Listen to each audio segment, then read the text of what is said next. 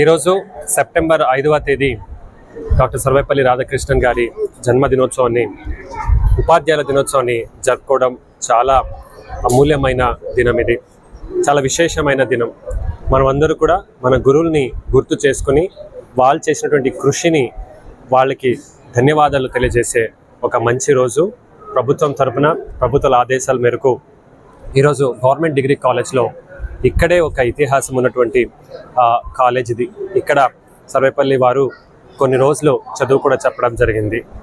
చాలా చక్కగా అన్ని డిపార్ట్మెంట్స్ ఒక సమన్వయంతో, అలాగే గౌరవ ఎమ్మెల్యేలు, ఎంపీలు, ఎమ్మెల్సీలు, చైర్మన్ జెడ్పీ అందరూ కూడా పాల్గొని విశేష ప్రతిభ ఉన్నటువంటి, విశేష సేవ చేసినటువంటి గురువులకి సన్మానం మరియు విశేష సేవ ఇచ్చినటువంటి మండల్ ఎడ్యుకేషన్ ఆఫీసర్కి సన్మానం ఈరోజు చేయటం జరిగింది.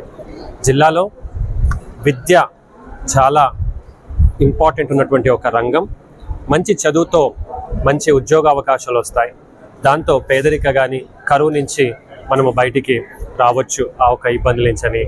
ఇందులో జిల్లాలో అన్ని ఉపాధ్యాయులు చాలా చక్కగా పనిచేస్తున్నారని, ఆ కృషిని ఇంకా బాగా చేయాలని మీ అందరితో కోరుతున్నాను.